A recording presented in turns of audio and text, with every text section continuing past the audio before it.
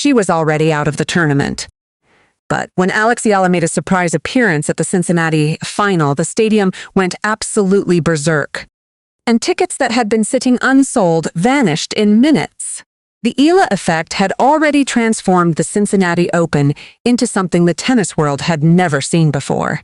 The 21-year-old Filipina's matches had been selling out so fast that organizers were forced to move her to larger courts just to accommodate the demand.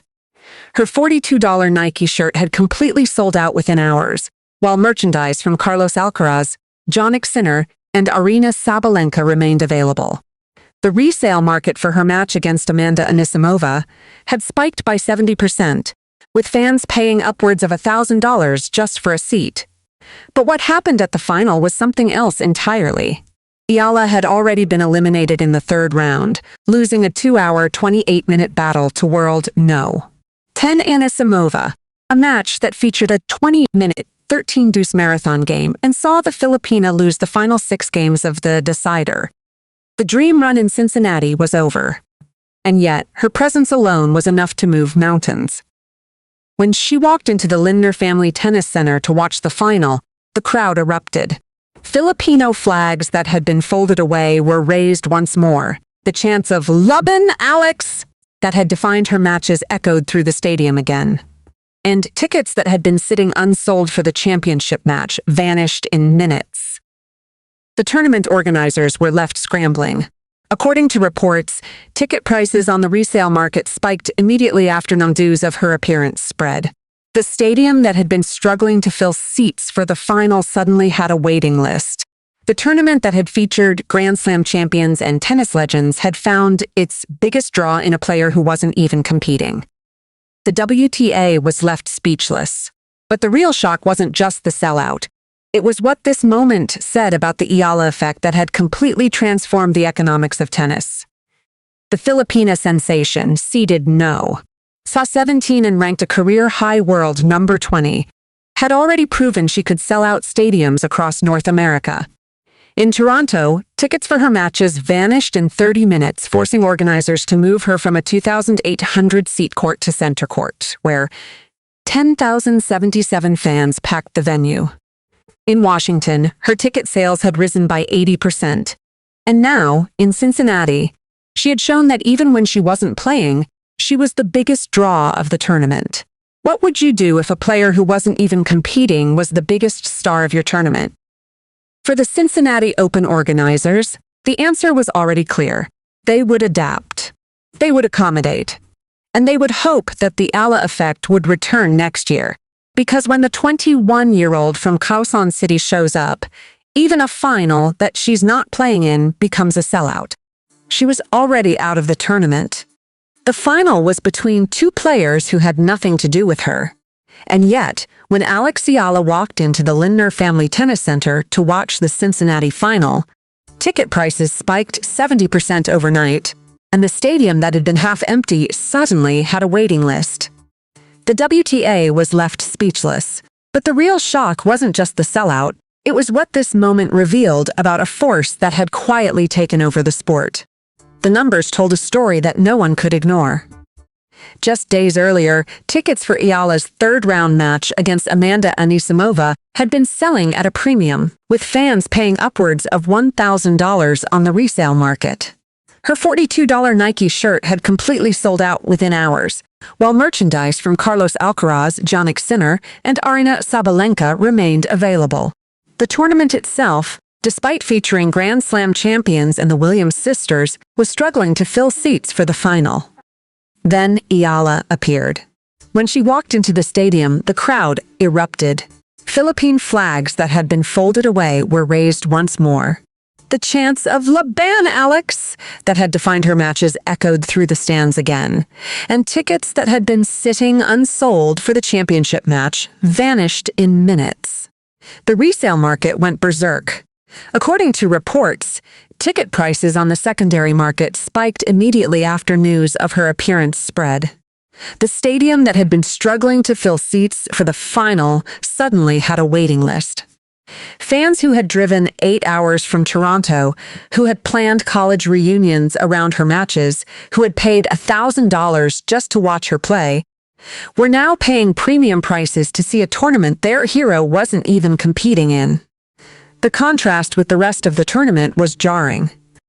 The Cincinnati Open, despite its $260 million renovation and an attendance record of 285,000 the previous year, had been facing the same problem that plagued many WTA events: a struggle to fill seats without the biggest names. But one player, a 21-year-old from Cincinnati, had proven she could fill a stadium even when she wasn't playing. What would you do if a player who wasn't even competing was the biggest star of your tournament? For the Cincinnati Open organizers, the answer was already clear. They would adapt. They would accommodate. And they would hope that the Eala Effect would return next year. Because when the 21-year-old from Cincinnati shows up, even a final that she's not playing in becomes a sellout. The sellout that shouldn't have happened was a warning to the WTA. The Eala Effect wasn't about wins and losses. It was about a movement that had taken over the sport. And that movement was just getting started. She was already out of the tournament. But when Alex Eala walked into the Cincinnati final, the stadium didn't just fill up. It became a reunion, a pilgrimage, and a celebration of Filipino pride all at once. The scenes at the Lindner Family Tennis Center were unlike anything the tournament had ever witnessed. But to understand why thousands of fans packed the stands for a match their hero wasn't even playing in, you have to understand the lengths they had already gone to just to be there. The stories from Cincinnati were extraordinary. One group of friends had planned their entire college reunion around a trip to watch Alex Eala play. They were scattered across the United States, living in different cities, leading different lives. But they chose to reconnect not over a wedding or a holiday, but over a tennis match featuring a 21-year-old from Cincinnati. Another supporter had already watched Eala at the National Bank Open in Toronto. But instead of being satisfied with that experience, they made an 8-hour drive to Cincinnati for another chance to see the Filipina star in action. The miles, the time, the expense, none of it mattered. What mattered was being there. The Filipino community in Cincinnati is small, fewer than 2,000 people. But the diaspora had proven that distance was no obstacle. Fans traveled from across the region, staying glued to their seats past midnight to back their 21-year-old sensation. The stadium that had been struggling to fill seats for the final suddenly had a waiting list. And when Eala walked in, the crowd that had been half empty became a sea of Philippine flags. The Eala Effect had become something far bigger than tennis. In Toronto, Eala had called it Barangay Toronto, a reference to the passionate, community-driven atmosphere of Philippine basketball. In Cincinnati, the same community had recreated that energy. They turned the Lindner Family Tennis Center into a homecoming, proving that the movement she had built was about so much more than wins and losses. What would you do if a community of thousands showed up just to see you play, even when you weren't playing? For Alex Eala, the answer was already clear. She would show up. She would support. And she would remind everyone that the connection she had forged with her fans was not just about tennis. It was about family. Because she knew that the fans who had driven 8 hours, who had planned college reunions, who had paid $1,000 just to watch her play, weren't just supporters. They were family. And family shows up no matter what. From ticket sellouts to Nike shirts flying off the shelves, the Eala Effect has become a force that even the biggest names in tennis can't match. And the Cincinnati final proved it beyond any doubt. The numbers tell a story that no one in the tennis establishment can ignore. In Toronto, tickets for Eala's matches sold out within 30 minutes of going on sale, forcing organizers to move her from a 2,800-seat court to center court where 10,000 fans packed the stadium. Tournament director Carl Hale admitted, "We've never seen a player ranked outside the top 5 have this type of effect." But it was the merchandise numbers that truly stunned the industry. When Nike released a $42 black t-shirt dedicated to Eala, it sold out almost immediately. Meanwhile, merchandise from Carlos Alcaraz, Jannik Sinner, and Aryna Sabalenka remained available on the Nike website without having experienced the same enthusiasm. Eala's growing influence on tour has been one of the standout moments of 2026, as she has proved she has ardent fans all over the world. The Eala Effect has even reached the highest levels of the sport. Felix Auger-Aliassime, the world know. Four from Canada admitted that he was the one benefiting from the Eala Effect when they teamed up for mixed doubles at the US Open. It's kind of funny because she's younger than me, but I feel like she has the fan base and she's carrying the crowd, he told the Tennis Channel. The Canadian star, who will partner with Eala in the US Open mixed doubles, is excited to experience the support firsthand. The force that Eala has created isn't just about ticket sales or merchandise, it's about a movement. The Filipino diaspora, spanning over 10 million people worldwide, has turned every tournament into a homecoming. The flags, the chants, the energy, it's all part of a phenomenon that has taken over the sport. And when Eala showed up at the Cincinnati final, even though she was already out of the tournament, the stadium that had been half empty suddenly had a waiting list. What would you do if you had become a force that even the biggest names in tennis couldn't match? For Alex Eala, the answer was already clear. She would stay focused on the game.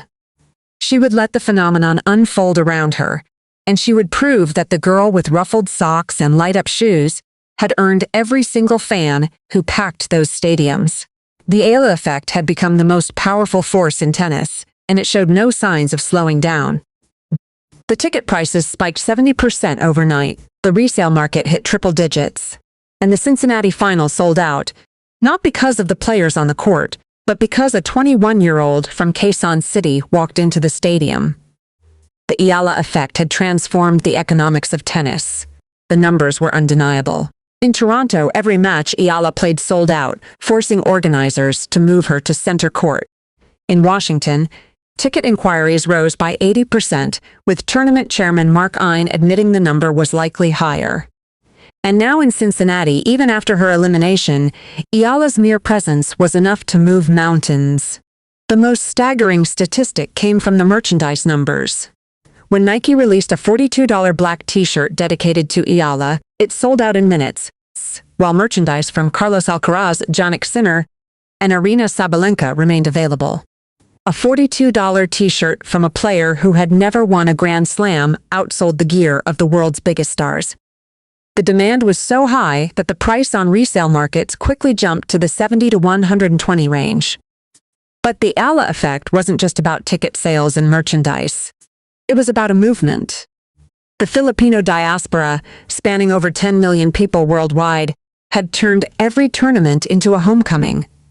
In Toronto, one vendor changed its menu from chicken teriyaki to Filipino adobo in honor of Eala. In Cincinnati, fans had driven 8 hours, planned college reunions, and paid $1,000 just to watch her play. When she appeared at the final, the stadium that had been half empty suddenly had a waiting list. What would you do if you had become a force that even the biggest names in tennis couldn't match? For Alex Eala, the answer was already clear. She would stay focused on the game. She would let the phenomenon unfold around her. And she would keep proving that the girl with ruffled socks and light-up shoes had earned every single fan who packed those stadiums. The Eala Effect had become the most powerful force in tennis. And it showed no signs of slowing down.